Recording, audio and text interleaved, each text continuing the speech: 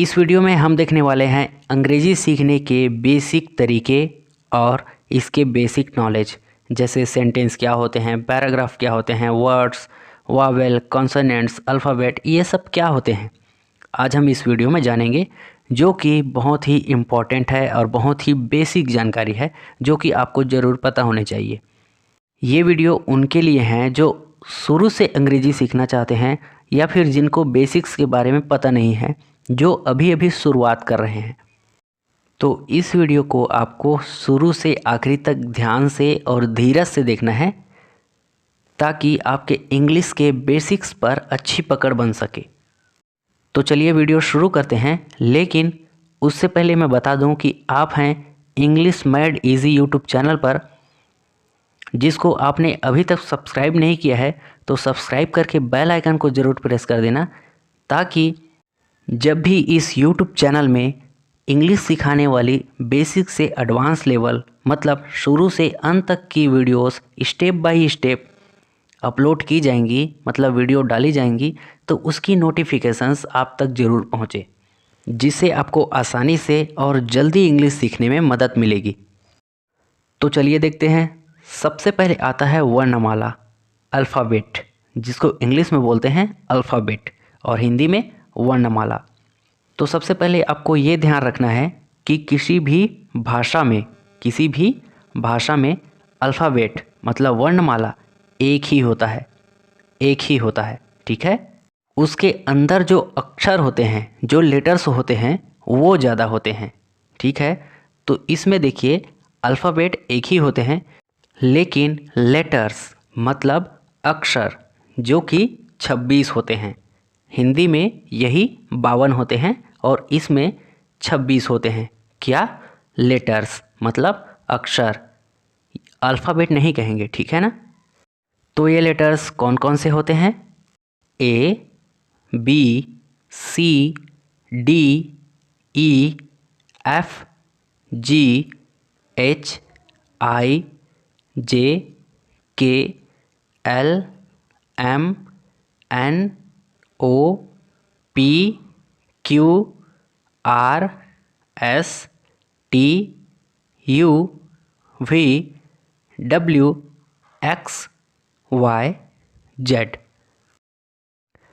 अब इन 26 लेटर्स में से 5 ए, ई, आई, ओ, यू, ये 5 वावल मतलब स्वर कहलाते हैं।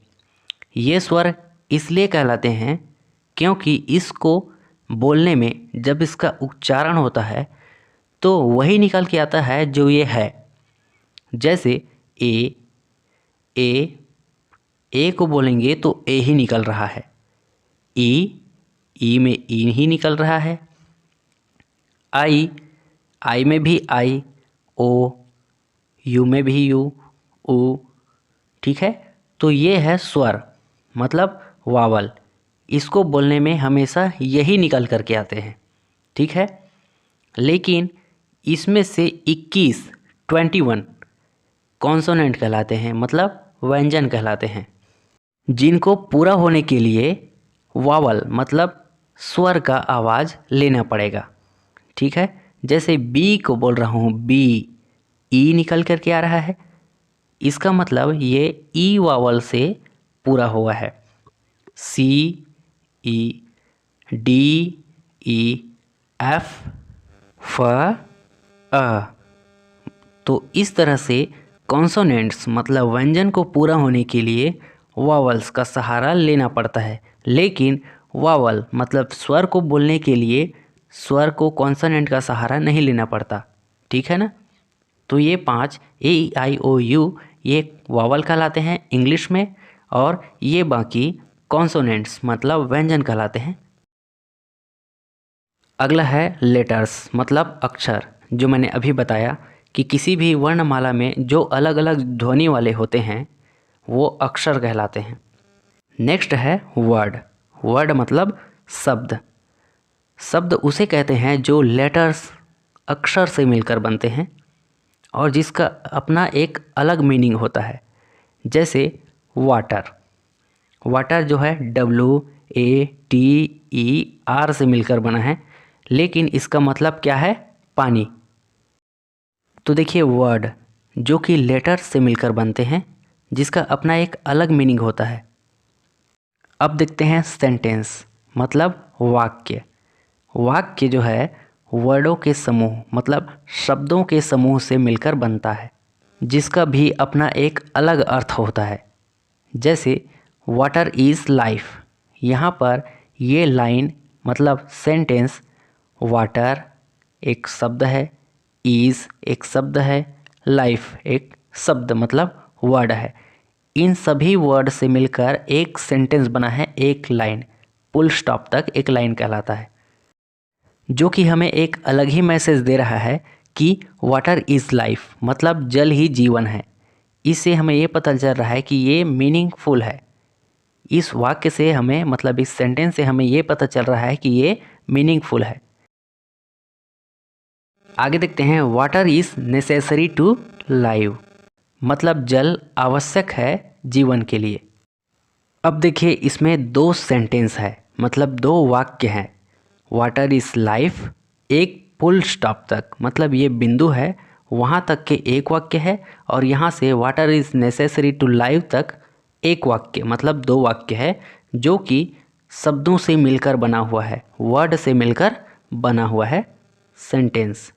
अब देखते हैं पैराग्राफ मतलब अनुच्छेद, जो कि वाक्यों से मिलकर बनता है मतलब सेंटेंस से मिलकर बनता है पैराग्राफ, जो कि कुछ इस तरह दिखाई देते हैं।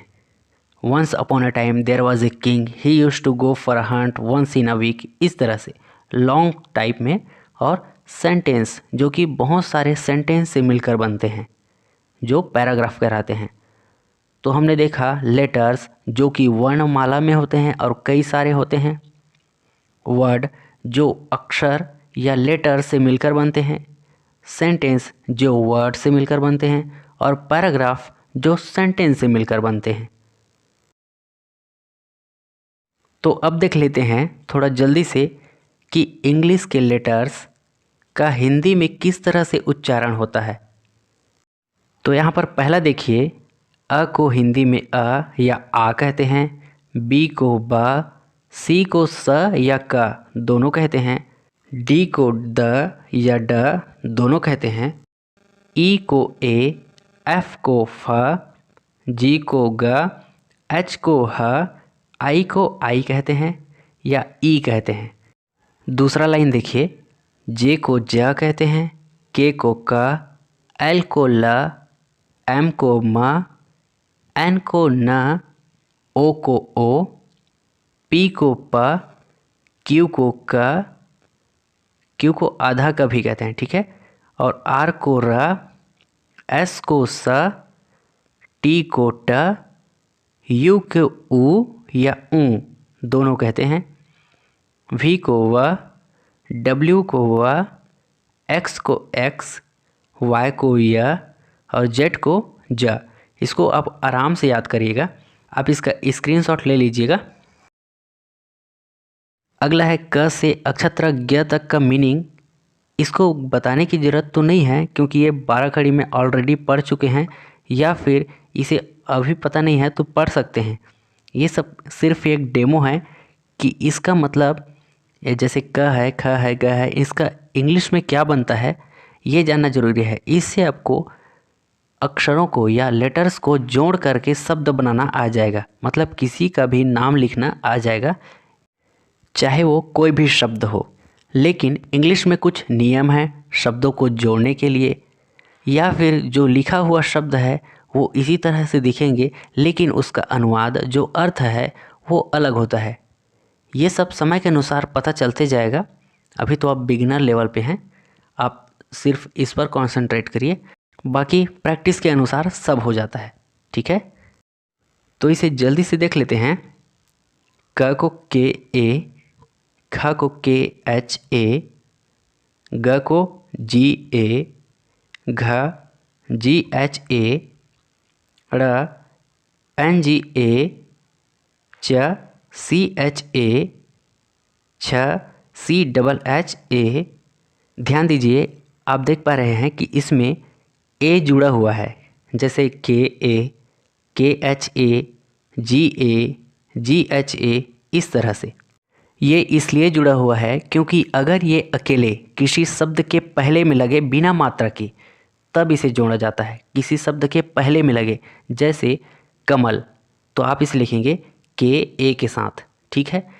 लेकिन अगर यही अकेले शब्द बिना मात्रा के आखिरी में लगे तो इसे आप K बस लिखिएगा।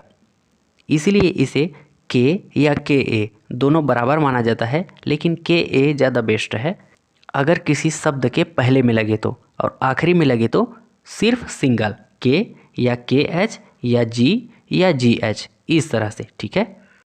अगला है ज को JA, झ JHA, इया YAN, ट TA, ठ THA, ड DA, ढ DHA, न NA। इसे ध्यान रहे ये ड़ नहीं पढ़ते, इसे न पढ़ते हैं, इसलिए NA लिखा है, ठीक है। त को TA, थ को THA, द को DA, ध को DHA, न को NA, प को PA, फ FA या PHA दोनों, ब को BA, भ को BHA, म MA या YA, र RA, ल LA। यहाँ पर आप ए के साथ मत याद करिएगा, याद करते समय आप सिंगल ही याद कर लीजिएगा, लिखते समय आप ए जोड़ दीजिएगा और आपको पता चलते जाएगा आगे जब आप पढ़ेंगे या आगे जब आप सीखते जाएंगे। ये तो आपका बिगिनर लेवल है, जब आप आगे सीखते जाएंगे तो आपको पता खुद में खुद चला जाएगा कि कहाँ पर ए डालना है और नहीं डालना है।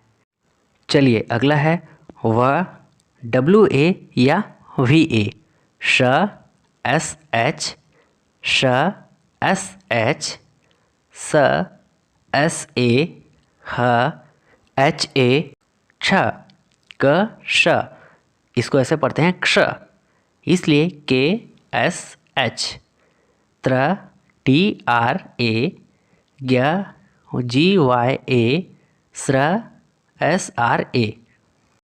यहाँ पे देखिए अ को A, आ को A या डबल A दोनों लिख सकते हैं, ई को E या I दोनों लिखते हैं, बड़ी ई को डबल E, ऊ को U, बड़े ऊ को डबल O, री को RI या HRI दोनों लिखते हैं, जैसे ऋतिक में लिखते हैं HRI, या फिर री भी लिख सकते हैं तो भी सही है। ए को लिखते हैं E या AI, ए को लिखते हैं AI, ओ को O, औ को OU या AU दोनों, अम को AN और आह को AH, और इन सभी का यूज़ मात्रा लगाने के लिए भी करते हैं। तो ये था आज का बेसिक वाला वीडियो, ये ओवरव्यू था, ये ज़्यादा डीपली नहीं है, 15 मिनट 10 मिनट में अच्छे तरीके से नहीं समझाया जा सकता। ये सब ओवरव्यू था, थोड़ा सा आपको इस बारे में जानकारी देने के लिए, आपको बेसिक की नॉलेज की जानकारी देने के लिए। आप प्रैक्टिस करिए, आपके पास बहुत समय है, ताकि आगे आने वाली वीडियो लेक्चर में आपको समझने में कठिनाई ना हो और चीज़ें जल्दी और आसानी से समझ में आ सके। फिर मिलते हैं नए टॉपिक के साथ, तब तक अगर आपने इस चैनल को सब्सक्राइब नहीं किया है तो सब्सक्राइब करके घंटी के निशान को ज़रूर दबा देना, ताकि जब भी मैं नई वीडियो अपलोड करूं उसकी नोटिफिकेशन आप तक ज़रूर पहुंचे। Take care, good bye.